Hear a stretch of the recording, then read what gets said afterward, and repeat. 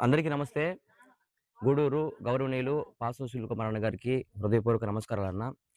అదేవిధంగా కూటమి ప్రభుత్వానికి కూడా హృదయపూర్వక నమస్కారాలు. ఇక్కడ ప్రస్తుతం నెర్నూరు గ్రామంలో ఉన్నాం. ST colony. సో, ఇక్కడ ఏమైందనంటే ఈ విధంగా లారీలు కంకర, గ్రానైట్ ఇవంతా తోలుకొని పోతా ఉన్నారు. అయితే అక్కడ ఈ రోడ్డు బాగలేదు. దుమ్ము, భయంకర దుమ్ము. పక్కనే 200 కుటుంబాలు నివసిస్తున్నారు. సో, ఈ దుమ్మంతా లేసి ఆడ డస్ట్ ఫ్లోటింగ్ ఎక్కువుంది. అదే విధంగా నైట్ పూట తోలడం వలన ఒకటే సౌండు. వాళ్ళకి నిద్ర లేకుండా డిస్టర్బెన్స్‌గా చాలా ఎక్కువుంది. అదే విధంగా ముఖ్యంగా ప్రధానంగా చిన్న పిల్లలు స్కూలుకి పోతుంటే, అక్కడ సెంటర్‌లో ఆ రాళ్ళు ఈ పెద్ద పెద్ద లారీల కింద పడి, ఆ రాయి పోయి బిడ్డకి తగిలి స్కూలుకెళ్ళే పిల్లోడు గూడా స్కూలుకి పోకుండా వెనక్కి తిరిగొచ్చేసి ఇంట్లో ఉంటున్నారు. చాలా అంటే చాలా ఇబ్బందిగా ఉంది. దయచేసి వెంటనే మీరు ఈ రోడ్డు పైన మీరు యాక్షన్ తీసుకోవాలి. మంచిగా రోడ్డేపిచ్చి ఇక్కడున్నటువంటి 200 కుటుంబాలకి వీళ్ళకి మంచి చేయాలని, అదేవిధంగా వాళ్ళ ప్రజాక్షేమం కోరుకునే మీరు దయచేసి వెంటనే రోడ్డు మీద యాక్షన్ తీసుకోవాలని మిమ్మల్ని మనస్ఫూర్తిగా ప్రాధేయపడుతున్నాం.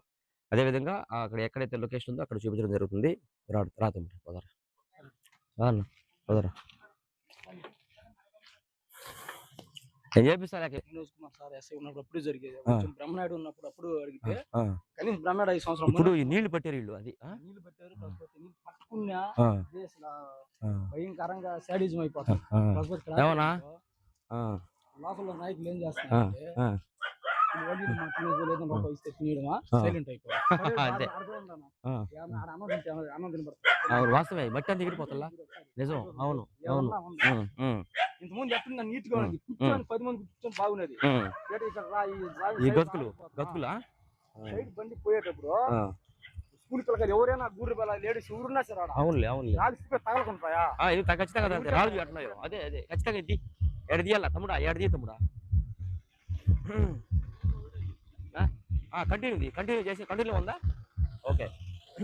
ఇక్కడ పరిస్థితి చూడండి. దయచేసి ఇక్కడ చూడండి రాళ్ళు, కంకర రాళ్ళు.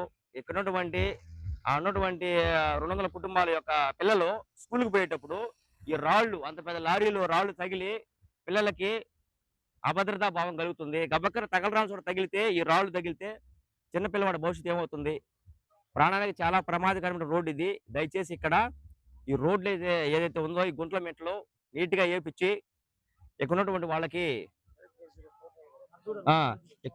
చూడండి స్కూల్ పిల్లలు వస్తున్నారు. దయచేసి ఇక్కడున్నటువంటి వాళ్ళకి అభద్రతా భావంతో ఉన్నారు. దయచేసి ఇవి చేసి ఇక్కడ రోడ్డు నీట్‌గా చేపియాలని మిమ్మల్ని మనస్ఫూర్తిగా ప్రాధేయపడుతున్నాను. అన్న అదే విధంగా ఇది వెంటనే మీరు యాక్షన్ తీసుకోవాలని దయచేసి మీ కాడ కూడా వచ్చి అర్జీ ఇవ్వడం జరుగుతుంది.